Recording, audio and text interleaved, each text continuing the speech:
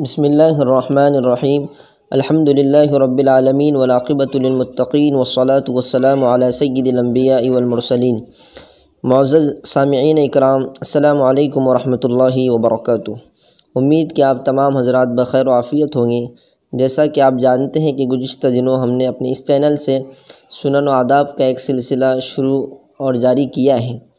آج بحمد اللہ استاذ محترم مفتی اسامہ صاحب ڈنڈرولوی دامت برکاتہم العالیہ، استاذ حدیث و تفسیر جامعہ اسلامیہ تعلیم الدین ڈابیل کے مشورے سے ہم اپنے اس چینل سے ایک عمدہ سلسلہ مسائل کی شکل میں شروع کرنے جا رہے ہیں، جس کا عنوان ہے کیا صحیح کیا غلط۔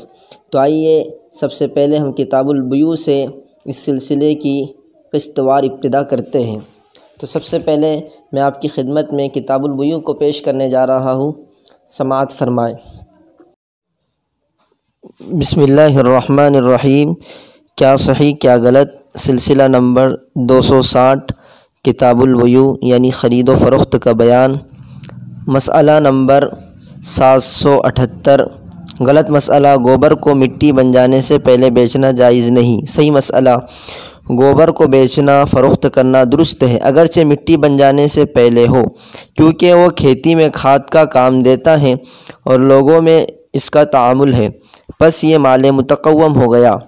مسئلہ نمبر 779، غلط مسئلہ، مری ہوئی بھینس یا بکری وغیرہ غیر مسلم کو بیچنا جائز ہے۔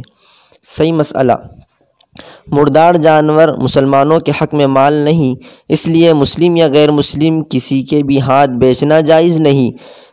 مسئلہ نمبر 780، غلط مسئلہ، انسانی اعضاء اور خون کی خرید و فروخت درست ہے۔ صحیح مسئلہ، درست نہیں کہ وہ مال غیر متقوم ہے اور انسانی تکریم کے خلاف ہے، البتہ فقط خون کے متعلق یہ حکم ہے کہ انتہائی مجبوری میں، جبکہ اس کے بغیر کوئی چارہ نہ ہو اور مقصود مریض کی جان یا اس کو شدید نقصان سے بچانا ہو تو اس کو خریدنا جائز ہے، لیکن اس کو بیچنا کسی حال میں جائز نہیں کہ بیچنے میں کوئی